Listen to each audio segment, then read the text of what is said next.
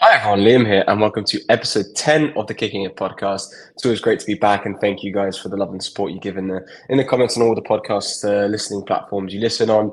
And this is our pre Roland Garros episode. It's definitely a lot has happened over the last, I'd say, 2 weeks on the tennis tour. Of course, Jannik Sinner has come back, and Novak Djokovic obviously now is trying to find some form, and the draw of Roland Garros came out. I'm not going to try and make this a Roland Garros draw preview because that's already on the channel. So if you want to watch that, go check it out, please do.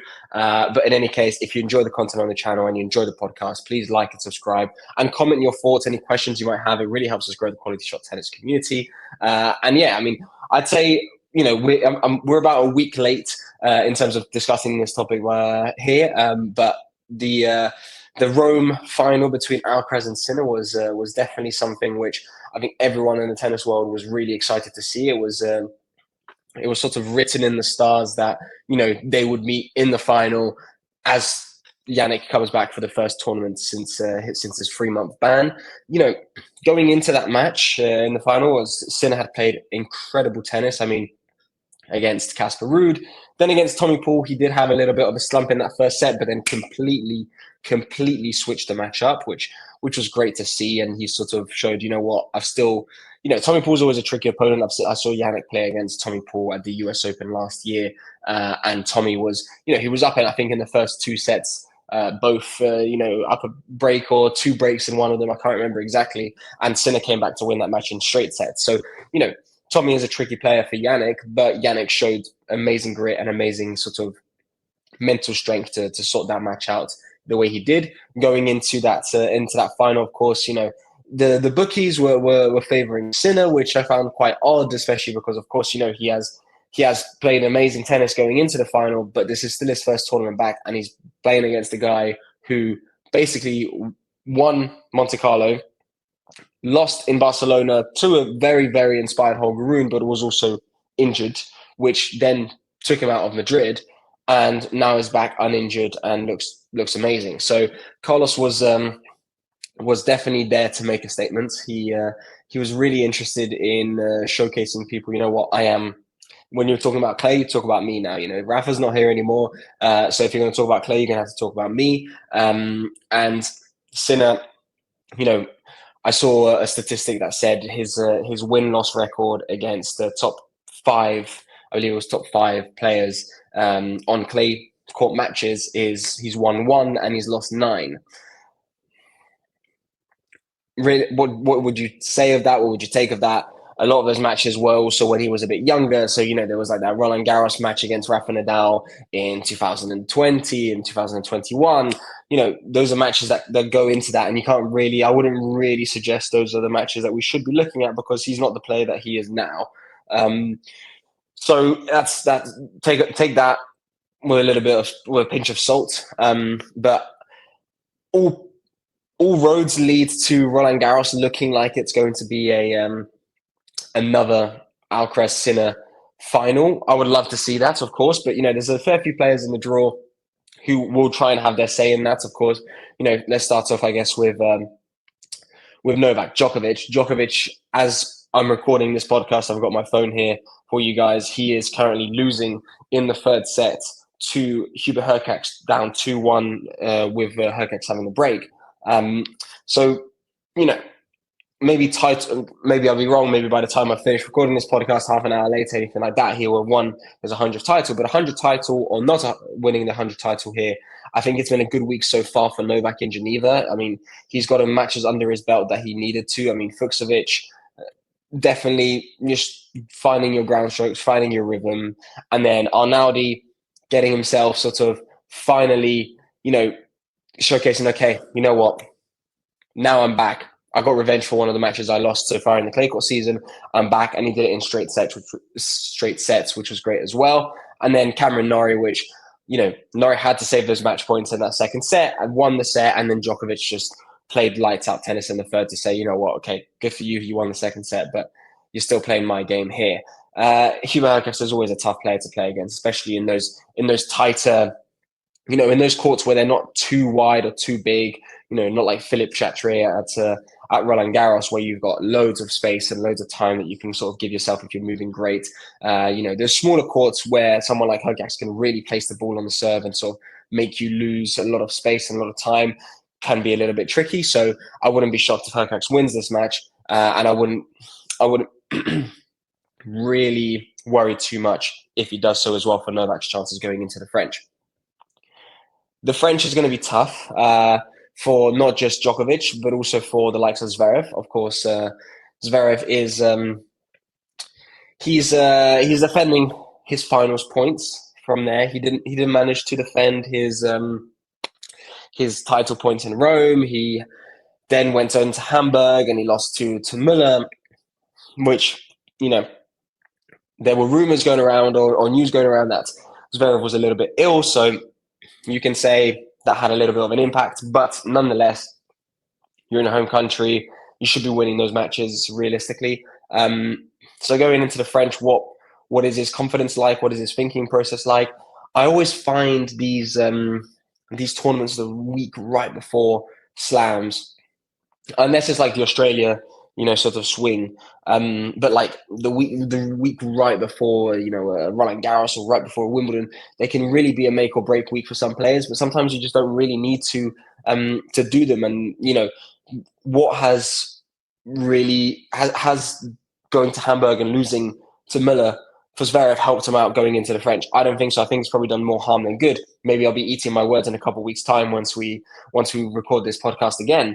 But in my opinion, I think it's one of those things where, the sole focus should be getting acclimatized to the conditions in Paris, making sure you're rested, you're well prepared, especially if you're ill, traveling to another country, then to travel back to another country.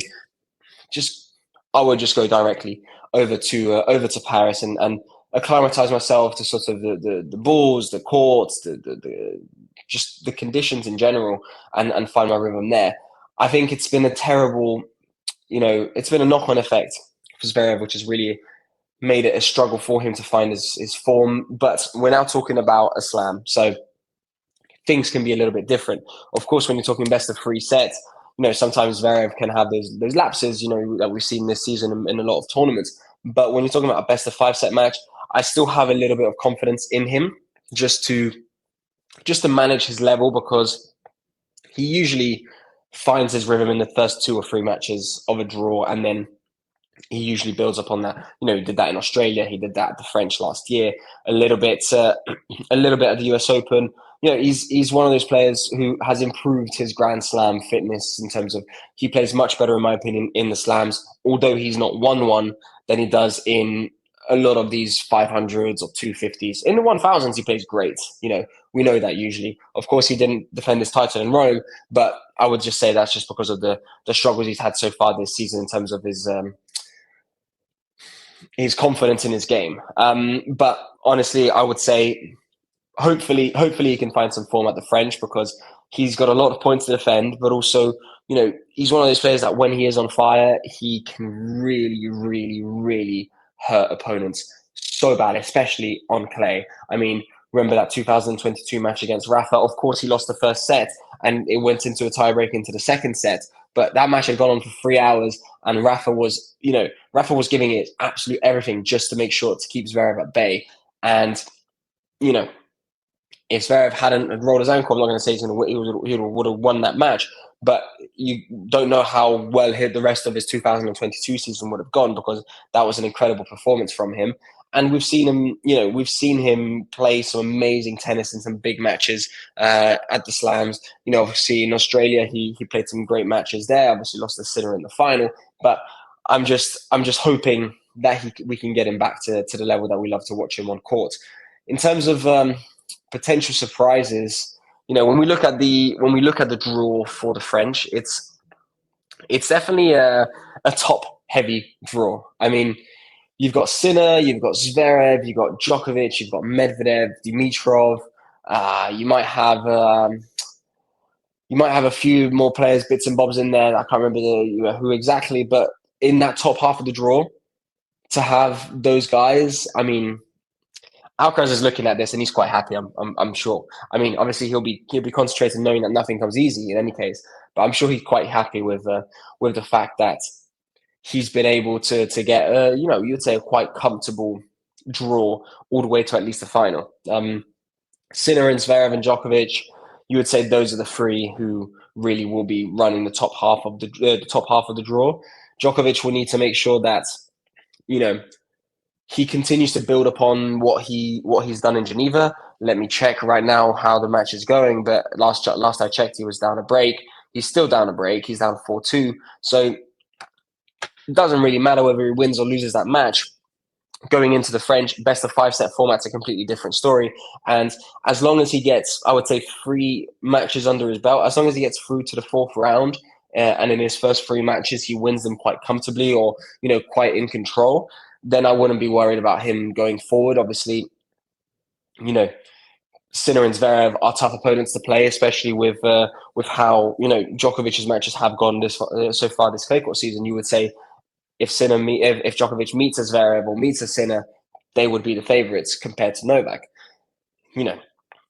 That's just how it is. But you can never say never with Novak, especially because I think he doesn't seem like he will be wanting to give up anything that easily this French Open. I think maybe it might be his last. You never know. So I think he'll be very motivated to have a very, very solid performance. He will know that there will be Wimbledon afterwards, and he'll want to go into Wimbledon and the grass court season with some form. He never usually plays any warm-up events going into the grass court season. So realistically, although it's a completely different surface, the French will also be a way for him just to prepare himself for the rest of the season going forward, and to say to the guys out there, you know what, you've had your fun, and I've given you a little bit of hope because I've lost all my matches in the big tournaments on clay that so far this year. But after Geneva, I'm getting myself back into the rhythm, back into the physicality I need to be in. A lot of it has to do with his serve placement. I saw a very, very good statistic which showed that Novak has gone. When he was with Goran Ivanisevic, I mean, his serve improved extremely, and it was just very, very accurate. It wasn't even the biggest paces of serves. It was very accurate, very pinpoint accurate. A lot of it was down the tee as well. You would say he would usually go 40 to 50% down the tee, and it was very accurate. So it worked very well for him. So far this clay court season before Geneva, I think he was going like 60 or 70% of the time down the tee, and the effectiveness of it was much less, because he wasn't being as accurate towards the tee, and it was ending up in the forehand pocket of his opponents, allowing them to attack.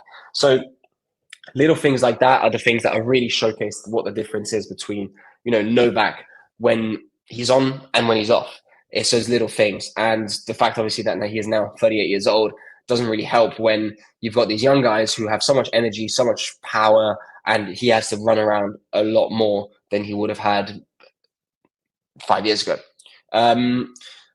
I've got a little bit of a I mentioned the top half of the draw is quite stacked. When we look at the bottom half instead, I mean, for me, it's a clear pathway for Alcaraz to reach the final. That's my prediction. It's not the craziest prediction that you'll ever hear. I think it's going to be an Alcaraz semi-final, but in terms of who has a very good draw to get himself into the semi-finals, it's definitely Lorenzo Musetti. I mean, Musetti played a great Monte Carlo, reached the final, was injured in the final, lost to Carlos Alcaraz, played a great Rome tournament, beat Zverev in an amazing fashion, and obviously played against Carlos Alcaraz, but Alcaraz was just on fire that week, but still made the semis of Rome. And here in his little, you would say, pockets in the French Open draw, I mean, the toughest opponents he will have to face are going to be Casper Ruud and Taylor Fritz, or Taylor Fritz.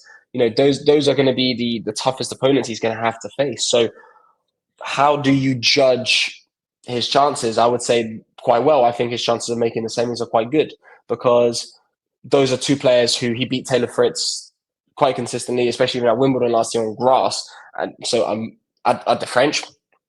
I'm quite confident in him doing so. Casper Ruud, of course, won Madrid and then lost to Jannik Sinner in that very tough, tough fought match in Rome, 6-love, 6-1. But I think it's in terms of who's been in a better form. Even though Ruud has won Madrid, I would still say Musetti has been the better clay court player so far this year. Just my personal thought. I might be wrong. It's one of those things where Musetti has had some amazing results ever since Wimbledon last year. He's really sort of found his level, found his game, been a lot more in control, I guess, of his emotions, his thought process, his mentality. And that's really shown in his tennis, his results. He's a top 10 player now. So, he has the ability to really, when he has the time on his backhand, and when the ball isn't bouncing too high, he can really attack the ball. Otherwise, it ends up being very much in a defensive position. But should the conditions suit him, I think he will do very well. Other players who could have some interesting performances at the French. I mean, Hubert Hurkacz. Let me check again, see how the match is going against Novak. I mean, Hurkacz is now up 4-3, serving love 15. The form that he's found so far in Geneva is very good. There's a lot of that going into these sort of tournaments where you can have a very terrible period of a season, but then the week before a big tournament or 2 weeks before a big tournament, you play amazing, and you bring that into those tournaments. So that's something realistically that he will be looking for. Obviously, he is going to be meeting Joao Fonseca in the first round, so not an easy opponent whatsoever to deal with. But, first time for Joao, playing in the French, could be some nerves under his belt. Hurkacz has got huge serve, huge weapons under his belt, places the ball extremely well, very calm in terms of, the way he hits his ground strokes just looks very calm and very much a calm demeanor to me. Whilst Fonseca can sometimes play amazing and sometimes, hit so aggressively that nothing is going in. So it's a matchup that can go either way, but we'll have to see. And then Rublev, obviously going into the French, will have I would say some positives to take from his Hamburg reaching the final, but also some negatives for losing to Cobolli in the final. But obviously, then you can say, as I was saying earlier, these tournaments the week before a slam can sometimes be a bit of a, what are we doing here? Because those players like Rublev will be like, well, okay, I just wanted to get a couple matches under my belt, get a little bit of form. My focus is really to go deep at the French. Oh, now I'm in the final, and now it's Saturday, and I'm playing on Monday in Paris. I need to, it's a bit of those things. Whilst Cobolli is like, oh, well, my chances at the French aren't really that high, or I'm not expected to go that deep at the French. This is a very good opportunity for me to win a big title in a week where potentially there's a little bit less competition in terms of the toughness of the draw. Let me take advantage of this opportunity, and that's exactly, I think, what we have seen so far here in Hamburg, especially as I mentioned earlier with Zverev losing there as well. So that's really my thoughts on the draw. I think it's one of those things where I want to see how certain players like Djokovic, like Zverev, play in the first few matches that they have there, see what their rhythm is like, see what their form is like, and that will really dictate how far I think they will go in the tournament. One other thing which I'm very excited for going into the French is the first Sunday after the day session matches is to see Rafa's retirement ceremony at the French, which it's going to be very emotional, very fun, and I'm interested to see what they do for him. Hopefully, it's very much better than what the Davis Cup. I mean, I was at the Davis Cup one in person, and it was very good. But I mean, you expect the French to do a lot more for a 14-time champion there. So we'll see. We'll have to see how that one goes. And I'll be back with you guys in a couple of weeks' time. I guess just before the men's final at the French, which will be a very, very interesting one to talk about exactly everything that has occurred over these next 2 weeks. let's see if I'll be eating my words. And yeah, no, with that, just before I head off, Djokovic has broken back, so the match is 4-all now. So we'll have to see who wins that one. But either or, I think Novak goes in with, you know, very much some positives from this week. And yeah, with that, if you guys enjoyed the podcast, and you know, let me know in the comments below your thoughts. Please like and subscribe to the channel or anywhere that you listen to this podcast. And it's always a pleasure. And thank you guys very much.